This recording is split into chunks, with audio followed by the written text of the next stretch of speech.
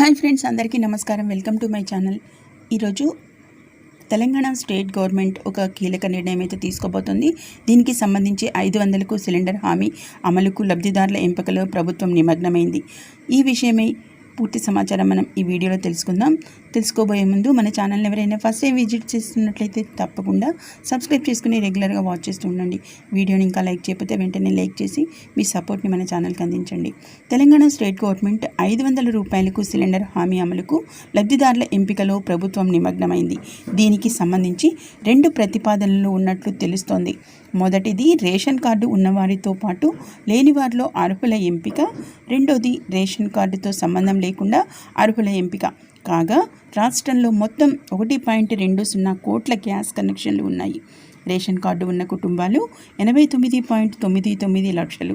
దీంతో ఎవరికి ఇవ్వాలనే విషయమై త్వరలోనే స్పష్టత అయితే రానుంది. చూశారు కదా ఫ్రెండ్స్, రాష్ట్రంలో మొత్తంగా చూసినట్లయితే 1.20 కోట్ల గ్యాస్ కనెక్షన్లు ఉన్న నేపథ్యంలో రేషన్ కార్డు ఉన్న కుటుంబాలకైతే 89.99 లక్షలు. అలాగే అర్హుల ఎంపిక ప్రకారం ఏదైతే చూసినట్లయితే ఈ 2 ప్రతిపాదనలలో ఏది అమలు చేయబోతున్నారు అన్న విషయంపై ఒక క్లారిటీ అయితే రాబోతుంది. దీనికి సంబంధించిన లేటెస్ట్ అప్డేట్ మరిన్ని వివరాలతో మరో వీడియోలో కలుసుకుందాం.